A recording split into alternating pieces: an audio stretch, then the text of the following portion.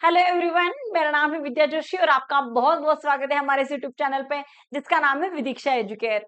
तो आज हम क्लास 10 का सबसे इजीएस्ट चैप्टर देखेंगे जो है अरिथमेटिक प्रोग्रेशन। अब अगर आप क्लास 10 स्टेट बोर्ड में हो, क्लास 10 सीबीएसई में हो या फिर क्लास 10 आईसीएसई में पढ़ रहे हो तो आपके लिए ये चैप्टर कॉमन है। ये चैप्टर के कंटेंट आप सबके लिए सेम ही है। तो अरिथमेटिक प्रोग्रेशन क्या है, अरिथमेटिक प्रोग्रेशन किसे कहते हैं, सीक्वेंस क्या होता है, फर्स्ट टर्म क्या है, कॉमन डिफरेंस क्या है, नंबर ऑफ टर्म्स कैसे फाइंड आउट करने होते हैं, इसका जनरल फॉर्मूला क्या है, इसका डिटेल्ड वीडियो मैंने ऑलरेडी शेयर किया है। अगर आपने अब तक चेक नहीं किया है तो उसका लिंक मैं डिस्क्रिप्शन बॉक्स में दे रही हूँ, आप वहां से चेकआउट कर सकते हैं। तो देखिए, अरिथमेटिक प्रोग्रेशन जो है वो सबसे इजी तो है ही, लेकिन आप उसको कंसेप्ट वाइज याद रखोगे, उसी कंसेप्ट बस आप याद रखोगे तो ये आपको बोर्ड एग्जाम में full out of full marks देगा। ठीक है, चलिए स्टार्ट करते हैं। स्टार्ट करने से पहले अगर आपने चैनल को अब तक सब्सक्राइब नहीं किया है तो सब्सक्राइब कर लीजिए और बेल आइकन को प्रेस करना ना भूले ताकि आने वाली वीडियो के अपडेट्स आपको जल्द से जल्द मिल जाए। अगर ये वीडियो आपको काफी इंफॉर्मेटिव लगेगा तो आप इसको लाइक कर सकते हैं और अपने दोस्तों के साथ जरूर शेयर कर सकते हैं। तो देखिए, स्टार्ट करते हैं। पहला क्वेश्चन क्या दिया है, how many terms are in A. P देखो, हमें एक अरिथमेटिक प्रोग्रेशन दिया है। अरिथमेटिक प्रोग्रेशन का मतलब क्या होता है, एक सिंपली मैं आपको बताती हूँ। दो कॉन्जिक्यूटिव टर्म के बीच का जो डिफरेंस होता है, कोई भी दो कॉन्जिक्यूटिव टर्म्स के बीच का जो डिफरेंस होता है वो पूरे सीक्वेंस में सेम होना चाहिए, कांस्टेंट होना चाहिए, उसे हम कहते हैं अरिथमेटिक प्रोग्रेशन। ये सिंपली बस आपको याद रखना है। दो कॉन्जिक्यूटिव टर्म्स के बीच का जो डिफरेंस है वो कांस्टेंट होना चाहिए, उससे हम कहते हैं अरिथमेटिक प्रोग्रेशन। ये समझ में आ गया। तो ये जो दिया है वो हमें दिया है सीक्वेंस अरिथमेटिक प्रोग्रेशन है, मतलब पूरे सीक्वेंस में एवरी टू कॉन्जिक्यूटिव टर्म के बीच का जो डिफरेंस है वो इक्वली है, कांस्टेंट ही है, सेम ही है। समझ में आ गया। तो चलिए पहले सीक्वेंस लिख लेती हूँ। गिवन एपी क्या है, 4 7 10 13 अप टू 148। देखो, इस सीक्वेंस में, इस अरिथमेटिक प्रोग्रेशन में 148 तक हमें टर्म्स दिए हैं। ठीक है, अब कोई भी अरिथमेटिक प्रोग्रेशन है तो उसके फर्स्ट टर्म को हम ए से डिनोट करते हैं। तो यहाँ पे ए क्या बन गया आपका 4, तो यहाँ पे हम लिख लेंगे first term a is equal to 4। ठीक है, फिर हमें फाइंड आउट करना है कॉमन डिफरेंस। क्यों, इसका जनरल फॉर्मूला जो होता है वो है A N is equal to A plus N minus one into D. ठीक है, इस फॉर्मूले से हम number of terms find out कर सकते हैं और जो टर्म फाइंड आउट करना है वो भी हम इस फॉर्मूले से फाइंड आउट कर सकते हैं। तो देखिए, ए का मतलब होता है हमारा फर्स्ट टर्म, एन मतलब number of terms in the sequence. ठीक है, एन नंबर ऑफ टर्म हो गया, डी मतलब होता है आपका कॉमन डिफरेंस, ए मतलब होता है nth टर्म। ठीक है, एन को ए एन क्या होता है, nth टर्म। तो इस पूरे सीक्वेंस में लास्ट टर्म कौन है, 148 है। ठीक है, तो उसको हम क्या बोलेंगे, ए एन बोलेंगे। ठीक है, तो यहाँ पे लिख लेंगे हम लास्ट टर्म, इसको किसे इंडिकेट करेंगे, ए एन से, जो है 148, 148। ठीक है, अब कॉमन डिफरेंस हम फाइंड आउट कर सकते हैं। कॉमन डिफरेंस कैसे फाइंड आउट करेंगे, टू कॉन्जिक्यूटिव टर्म के बीच का जो डिफरेंस होता है उसे हम कहते हैं डी कॉमन डिफरेंस। तो चलो लिखो यहाँ पे, therefore common difference is equal to d is equal to 7 minus 4, a two minus a one, जो रहेगा 7 माइनस 4 इज इक्वल टू 3। ये आपका बन गया डी। ठीक है, अब एन फाइंड आउट करना है, तो चलिए इसके लिए फॉर्मूला लिख लेते हैं। वी नो, हमें एक फॉर्मूला पता है कौन सा, N is equal to A plus N minus one into D. A कितना है, 4 है, एन माइनस वन क्या है, एन फाइंड आउट करना है, डी दिया है 148, ए एन कौन है, सॉरी डी यहाँ पे दिया है, डी हमें दिया है 3 और ए एन दिया है 148। ठीक है, यहाँ पे लिख लिया 148, ए प्लस 4 अपोजिट साइड आएगा तो माइनस करेगा, तो ये बन गया minus is equal to n minus one into 3, तो ये बन गया 144। अब ये 3 यहाँ पे मल्टीप्लाई करा है, अपोजिट साइड जाएगा तो क्या करेगा, डिवाइड करेगा, is equal to n minus 1। अब इसको डिवाइड कर दो 3 से, 3 1 जा 3 4 जा 12, 2 आ गया 46, सॉरी 48, ठीक है। हाँ, 48 is equal to n minus 1। अब n is equal to 48 plus 1, मतलब इस पूरे सीक्वेंस में टर्म्स कितने हैं? 49, मतलब n इज इक्वल टू 49। तो यहाँ पे हम बोलेंगे there are 49 terms in the A. P बोलेंगे? There are 49 terms in the A. समझ में आ गया? इस तरीके से हमें सारे क्वेश्चन सॉल्व करना है। कौन सा भी सीक्वेंस देने दो, बस हमें याद रखना है number of terms find out करने, तो सेम यही मेथड हमको अप्लाई करना है, इसी मेथड का हमें यूज करना है। ठीक है, समझ में आ गया? तो चलिए नेक्स्ट क्वेश्चन देखते हैं। नेक्स्ट क्वेश्चन क्या दिया है? डिटरमाइन द वैल्यू ऑफ के for which k square plus 4k plus 8, 2k square plus 3k plus 6 and 3k square plus 4k plus 9 are in AP। मतलब यहाँ पे हमें क्या करना है? k की वैल्यू फाइंड आउट करनी है। क्या करना है? k फाइंड आउट करना है।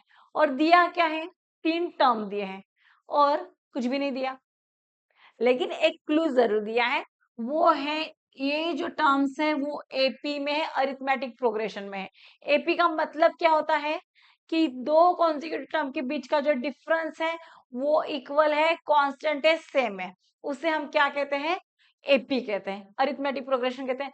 इसका मतलब क्या हो गया? ये जो 3 टर्म है, ये 3 टर्म में डिफरेंस जो है वो कांस्टेंट है। ठीक है, मतलब सपोज कि मैंने इसको लिख दिया ए, फर्स्ट टर्म कंसीडर किया, ठीक है। इसको मैंने लिख दिया A2 सेकेंड टर्म, इसको मैंने लिख दिया थर्ड टर्म A3। तो मेरा A2 minus a is equal to A3 minus A2 रहेगा। क्यों? क्योंकि ये जो 3 टर्म्स है वो AP में है, मतलब उनका जो डिफरेंस है वो कांस्टेंट है। समझ में आ गया? इसी मेथड से हमें इसे सॉल्व करना है। तो चलिए पहले मैं लिख लेती हूँ, टर्म्स लिख लेती हूँ। क्या लिख दिया मैंने?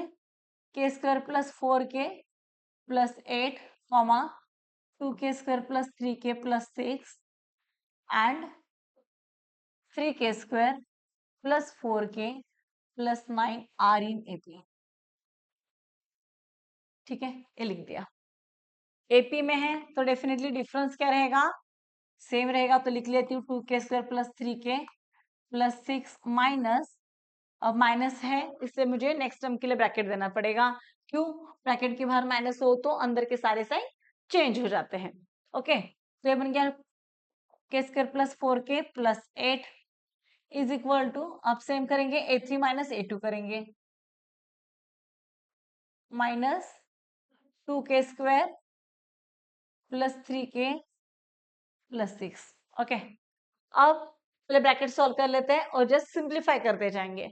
ठीक है, तो देखो 2k square plus 3k plus 6 minus, अभी अंदर के साइन बस हम चेंज करेंगे, ब्रैकेट के बाहर माइनस है ना, तो अंदर के साइन हमारे चेंज हो जाएंगे। Minus 4k minus 8 is equal to 3k square plus 4k plus 9 minus 2k square minus 3k minus 6। ठीक है, अब देखो, अब जस्ट हमको सिंप्लीफाई करते जाना है, बस सिंप्लीफाई करते जाएंगे।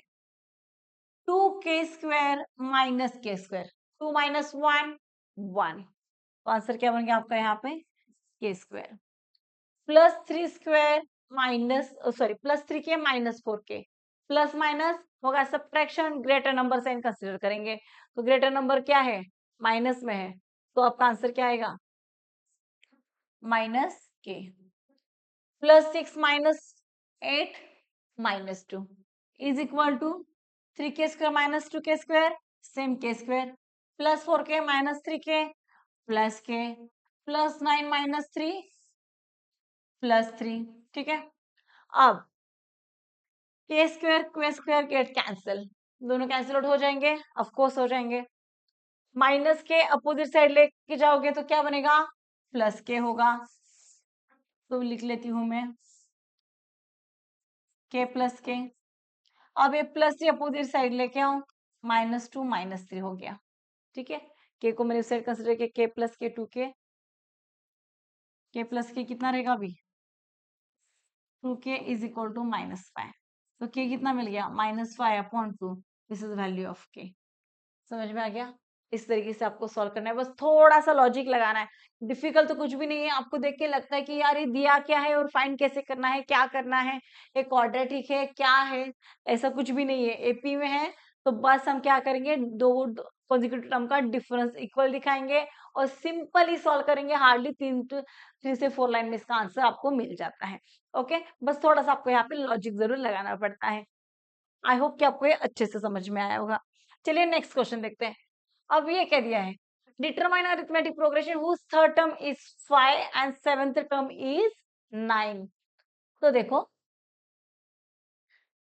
एक अरिथमेटिक प्रोग्रेशन दिया है। पहले लिख लेती हूँ, हमारे पास एक फॉर्मूला है, n is equal to A plus n-1 into d. Okay, अब दिया है हमें third term is 5। Third term का मतलब क्या होगा, a3। ठीक है, थर्ड टर्म को हम कैसे कंसिडर करेंगे, a3 से जो है दिया 5। सेवेंथ टर्म कौन है, 9 है, तो यहाँ पे लिखेंगे seventh term is equal to a7 is equal to 9। ठीक है, अब क्या करेंगे, देखो हमारे पास एक फॉर्मूला दिया है, n is equal to a plus n-1 into d. ये फॉर्मूला का क्या मतलब है, n का मतलब क्या, अपने नंबर ऑफ टर्म, जो नंबर का टर्म है वो होता है। तो थर्ड टर्म को इसकी फॉर्मूले के साथ हम लिख लेते हैं। तो देखिए हम ऐसे लिख सकते हैं, फॉर थर्ड टर्म क्या रहेगा, a3 is equal to a plus, जहां जहां पे n है वहां वहां पे हम 3 लिखेंगे। तो देखो यहाँ पे n की जगह पे मैंने 3 लिख दिया, अंदर भी n है तो उसके जगह पे भी मैं लिखूंगी 3। 3-1 इंटू डी। ओके, अब ये क्यों लिख रही हूँ मैं, ये फॉर्मूला ये ऐसे क्यों कर रही हूँ, क्योंकि हमें बस थर्ड टर्म और सेवेंथ टर्म दिया है और हमें पूरा अरिथमेटिक प्रोग्रेशन फाइंड आउट करना है। अरिथमेटिक प्रोग्रेशन कैसे करना है, पहले हमें फर्स्ट टर्म पता होना जरूरी है, फिर उसके बाद कॉमन डिफरेंस पता होना जरूरी है, तभी तो हम क्या कर सकते हैं, पूरा प्रोग्रेशन जो है, पूरा सिक्वेंस जो है वो लिख सकते हैं। तो देखो हमें बस दिया है थर्ड टर्म और सेवेंथ टर्म, तो थर्ड टर्म तो मैंने ऐसे लिख दिया। ठीक है, तो थर्ड टर्म कितना है हमारे पास 5, तो a प्लस 3-1 टू डी, इसको लिख देना है मुझे इक्वेशन नंबर 1। समझ में आ गया, इसको मैंने क्या कर दिया, इक्वेशन नंबर 1 कर दिया। फिर नेक्स्ट होता है सेवेंथ टर्म, यहाँ पे लिख दो फॉर सेवेंथ टर्म। अब सातवीं टर्म कैसे फाइंड आउट करेंगे, इसको भी सेम ऐसी मेथड से अप्लाई सॉल्व करेंगे। a7 is equal to a plus, जहां जहां पे अब n दिखेगा वहां वहां पे हम 7 पुट करेंगे, तो बन गया 7-1 इंटू डी। तो सेवेंथ टर्म हमें दिया है 9, तो 9 is equal to a plus 60, इसको लिख दिया मैंने इक्वेशन नंबर 2। अब क्या देखो, दोनों जो इक्वेशंस है वो मुझे linear equation in two variable के टाइप दिख रहे हैं क्या, देखो यहाँ a मतलब हमारा बन गया variable, b is also variable, equation 1 and 2 दोनों भी मुझे इक्वेशन इन टू वेरिएबल लग रहे हैं, लग रहे हैं ना, तो इसको हम सॉल्व कर सकते हैं। तो चलिए सॉल्व करेंगे। अब देखो दो इक्वेशंस को मुझे सॉल्व करना है, तो हम मैं क्या कर सकती हूँ, सब्ट्रैक्टिंग इक्वेशन कैसे सॉल्व करेंगे, सब्ट्रैक्शन करेंगे तो ए कैंसिल हो जाएगा ना। सब्ट्रैक्शन क्यों करेंगे, क्योंकि ए और डी दोनों भी टर्म्स के जो साइन है वो सेम साइन है, जब सेम साइन होते हैं तो हम क्या करते हैं, सब्ट्रैक्शन करते हैं। तो सब्ट्रैक्टिंग इक्वेशन 1 फ्रॉम 2 कर दो। ठीक है, तो क्या आएगा देखो, a plus 6d is equal to 9, a plus 2d is equal to 5। Subtraction है तो जो सेकेंड इक्वेशन रहेगा ये नीचे का, तो उसके सारे साइन चेंज हो जाएंगे। फ्रॉम 2 मतलब 2 वाला इक्वेशन हमने पहले लिख दिया है और 2 से पहला इक्वेशन हमें माइनस करना है, इसलिए 2-1 ऐसे हो गया। अब सब्ट्रैक्शन है तो सारे साइन क्या हो जाएंगे, चेंज हो जाएंगे, मतलब plus become minus and minus become plus. तो प्लस है माइनस है get cancel, 6d plus 6d minus 2d 4d, 9 minus 5 4, तो d कितना बन गया, 4/4 इज इक्वल टू 1, मतलब d की आपकी वैल्यू मिल गई 1। अब put the value of d in any equation 1 और 2 to find the value of a। ठीक है, यही सेम मेथड हम यूज करते थे ना लीनियर इक्वेशन सॉल्व करने के लिए, तो यहाँ पे सेम वही करना है। Put d is equal to 1 in equation number 1, तो क्या आएगा देखो, a plus 2d is equal to 5 था, तो डी की जगह पे हमने 1 लिख दिया है। तो ए इज इक्वल टू कितना मिल गया, 5 minus 2, a is equal to आपको मिल गया 3। ओके, ए मिल गया। अब हमें फाइंड आउट करना है अरिथमेटिक प्रोग्रेशन। अरिथमेटिक प्रोग्रेशन का फर्स्ट टर्म को किससे इंडिकेट करते हैं, ए से, मतलब इस अरिथमेटिक प्रोग्रेशन का पहला टर्म है 3। अब नेक्स्ट टर्म क्या होती है, ए प्लस डी। देखो पहला टर्म हमेशा हम ए से कंसिडर करते हैं, तो दूसरा टर्म क्या होता है, ए प्लस डी। तीसरा टर्म क्या होता है, ए प्लस 2d। ऐसे बस हम ऐड करते जाते हैं ना, ऐसे लिखते जाते हैं ना हम लोग, first term second term up to nth term तक a plus minus 1 into D. ठीक है, तो देखो ए क्या बन गया हमारा 3, 3 plus 1 is equal to 4, 3 plus 2 into 1 is equal to 5। मतलब ये आपका बन गया first term, second term, third term, ऐसे अप टू एन टर्म तक हम फाइंड आउट कर सकते हैं। तो मैक्सिमम 3 से 4 टर्म फाइंड आउट करोगे तभी चलेगा, तो ऐसे कंटिन्यू 15-20 टर्म फाइंड आउट करने की कोई जरूरत नहीं है। तो यहाँ पे हम लिखेंगे therefore required A P 3, 4, 5, 6 and up to so on. बस इतना ही आपको यहाँ पे लिखना है। तो इजी लग रहा है तो 10, 15, 20, 30 टर्म को फाइंड आउट करने की जरूरत नहीं है। मैक्सिमम 4 to 5 तक टर्म्स फाइंड आउट कर सकते हैं। समझ में आ गया, पूरा एक कंसेप्ट आपको समझ में आ गया। कोई भी 2 टर्म्स दिए हैं, हमें अगर थर्ड टर्म फाइंड आउट करना है या फिर अरिथमेटिक प्रोग्रेशन फाइंड आउट करना है, तो सेम टू सेम यही मेथड आपको फॉलो करना है, सेम टू सेम इसी मेथड का आपको यूज करना है। समझ में आ गया। आई होप कि आपको ये वीडियो काफी अच्छा लगा होगा और काफी हेल्पफुल भी रहेगा आपके लिए। तो आप जरूर इसको लाइक कर सकते हैं और अपने दोस्तों के साथ शेयर जरूर करें।